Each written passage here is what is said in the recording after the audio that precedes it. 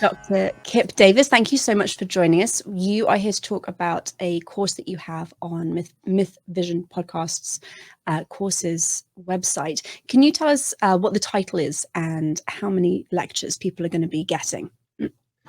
Thanks, Megan. It's great to be here. So the title of the course is Real Israelite Religions, Facts on the Ground, and Propaganda in the Bible. And it consists of 18 lectures. There's actually 9 parts to the course in 18 lectures. And I believe the count is about 13 hours in total of material. This is actually a course that I taught for a number of years in universities. That's awesome. Thank you. What time periods are you covering with this? So mostly the Iron Age, which is right around 1000 BCE up to 500 CE, or sorry, BCE. The main focus of my course is the I guess the biblical period, the period described in the text of the Bible during the monarchies. But I do spend some time also talking about the important issue of how religious traditions came to be formed within the text that became the Old Testament. And in order to do that, you invariably also have to talk a lot about the destruction of Jerusalem and the exile and the Persian period and the development of apocalypticism and the reification of literature and text. So it spans a fairly a broad spectrum of time. And the title makes it super clear that we're not talking about a monotheistic society, which may surprise some people who are more familiar with the Hebrew Bible. Do academics have a handle on really how many gods were worshipped in ancient Israel during this time period? I don't think so. One of the frustrating things about teaching the Bible, I think generally, it's also one of the more exciting things. For a long time, it was just accepted as a vouchsafe guarantee that what we read in the texts of the Old Testament provides a clear historical picture, as well as a clear social and anthropological picture of the region and the period. And over the course of the development, really, of archaeology, and in the discovery of all sorts of comparative literature from Mesopotamia and from Ugarit and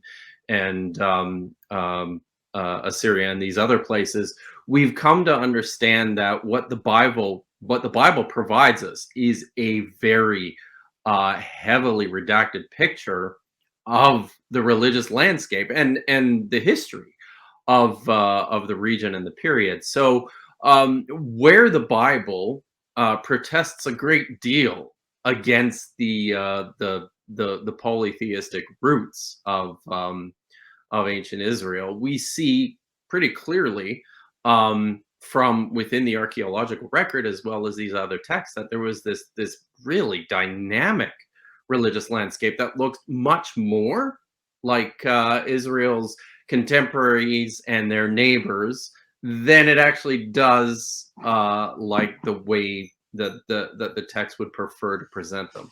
So that's a long way of going around and answering that. When it comes to the actual deities themselves that were worshipped in ancient Israel, it's complicated and it is varied in large part because what we do see is these various religious traditions in competition with one another, and you don't see it so clearly if you're just focused on the biblical text. But once you incorporate a lot of this material culture in with that, then you start to see, now I understand what's going on in the Bible and why they're talking about some of this stuff the way that they are. What echoes do we see in the Hebrew Bible of this polytheistic society that it was kind of springing out of? Well, there's a few that are some of my favorites. I've spoken at length in a number of my appearances about an amazing fragment from the Dead Sea Scrolls, which preserves a textual variant within Deuteronomy chapter 32. And interestingly, this scroll also attests to the existence of this part of what's in the book of Deuteronomy called the Song of Moses as an independent composition, completely separate from the book of Deuteronomy as well, right? But within this text, there's a preserved reading which basically portrays Yahweh as part of this council of divine beings that's subservient to the high God, identified as Elyon. But there's other examples of this too, and something that I spend quite a bit of time in my course, getting really into is this very interesting story that appears in Jeremiah chapter 44. Jeremiah the prophet is basically kidnapped and taken to Egypt with Jews fleeing the city of Jerusalem after the Babylonians have basically come in and destroyed the place and exiled all of its prominent citizens.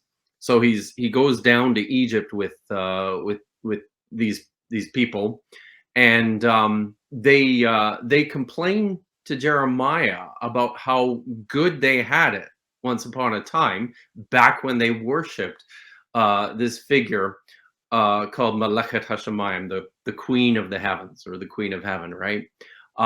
Lots of scholars like to identify this with Asherah, but there's this whole pretty detailed description of what worship practices of this goddess figure were like, and then also some of the religious suppression that occurred, most likely under the administration of Josiah in the late 7th century BCE, where this religious expression began to be suppressed.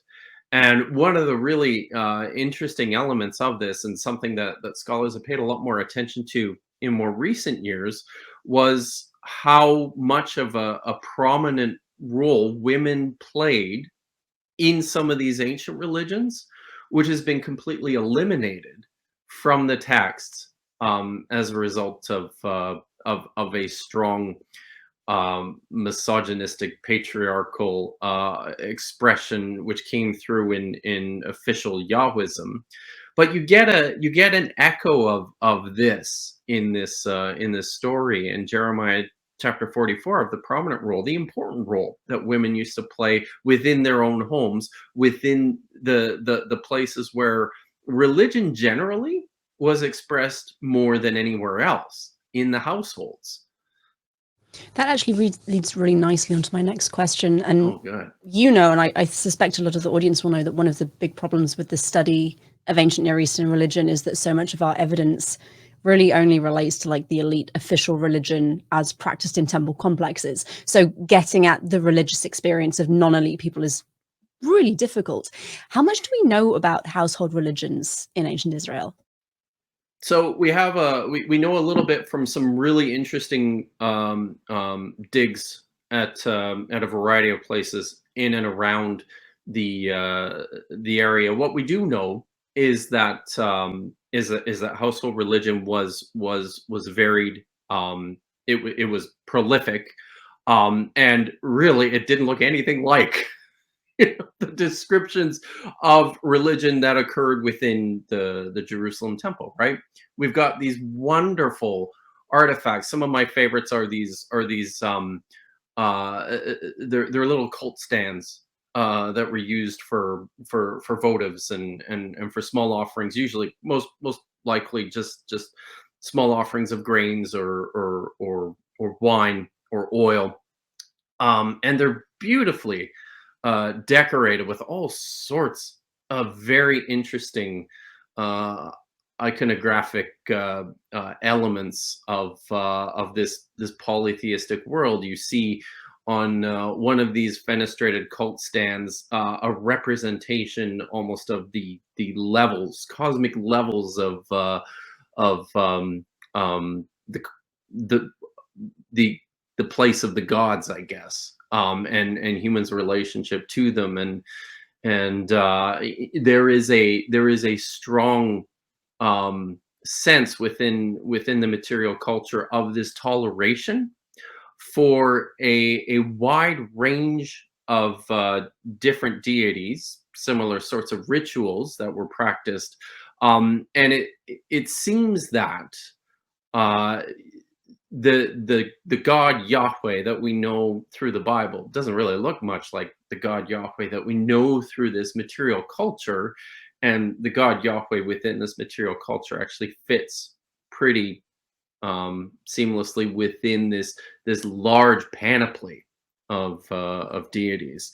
But on that point, I'm gonna say something else, which there's a very interesting there's a story in 2 Kings chapter 22 to 23 about Josiah's religious reforms and basically eliminating worship of all other deities and the worship of everything, including Yahweh, outside of just the Jerusalem temple. But there's one part of this story that just sort of it's passed over, I think, for lack of an understanding of what's really happening here. At one point, Josiah comes and he takes an Asherah pole. This is a post, a stand that was representative of the very, very popular goddess, the high goddess Asherah. And he cuts down the pole, and then it says he grinds it up, and then he burns it. And then at the very end, it says he scatters the ashes of this Asherah pole all over the graves of specifically the common people. Now, I mean, we look at this, and I think the initial reaction is, wow, he really, really hated this Asherah pole. And there's an emphasis within the text of just an extra measure. He goes the extra mile to ensure that this is something that's completely heinous. But the action that he takes of scattering its ashes over the graves specifically of the common people, this is a clear indicator of just the kind of contempt that this king had for what we would come to recognize as popular religion. And it's the sort of thing that you see reflected within the biblical text that provides a clear indication that these things were at odds with one another. But not only that, there was this widespread, prolific practice of popular religion among poor people whose stories never got to be told. Thank you. That's really interesting. I wanted to ask, we've talked about the Hebrew Bible as evidence for ancient religions, and you've mentioned several times material culture that we can use to better understand the society that we're talking about. What kinds of material culture do we have, and how can it inform our reading of ancient texts like the Hebrew Bible? That's a difficult question, because while we have lots of things like these cult stands, and we have cult rooms within households, we also have a wide range of different temples and worship places, from as far south as the Dead Sea all the way up to Samaria and Dan in the north.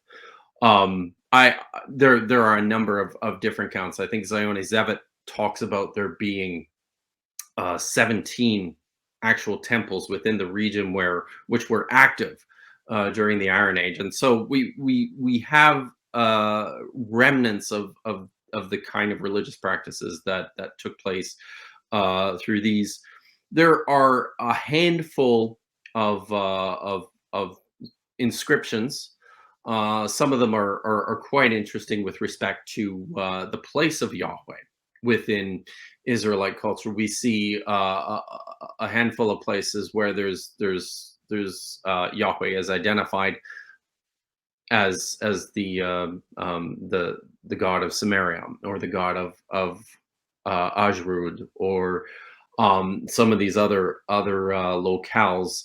It provides us a sense that that religion was very localized, and people would attach deities to these individual places, even though it was the same deity. There was a sense that this god belonged to us in this place, and we see the same sort of thing reflected within the Hebrew Bible of other gods. You see, in particular, the presentation of Baal is quite often a localized one, where you have Baal Peor, the Baal of the city of Peor, and these sorts of descriptions. And what scholars tend to see within that is, you know, there's a very neat relationship to the material culture with some of these expressions, these more polytheistic expressions in the Hebrew Bible, but also which include Yahweh, that seems to have been more so scrubbed out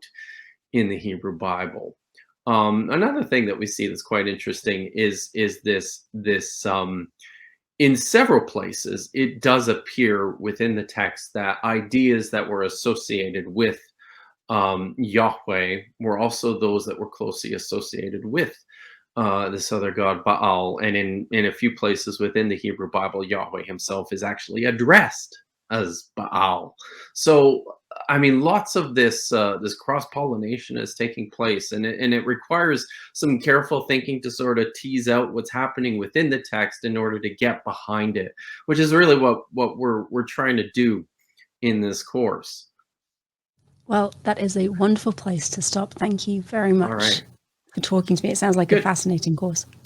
I hope so. I hope so. If anyone is interested in taking Kip's course, there will be a link in the description as well as across the bottom of your screen, so you can go read the description and check it out for yourself.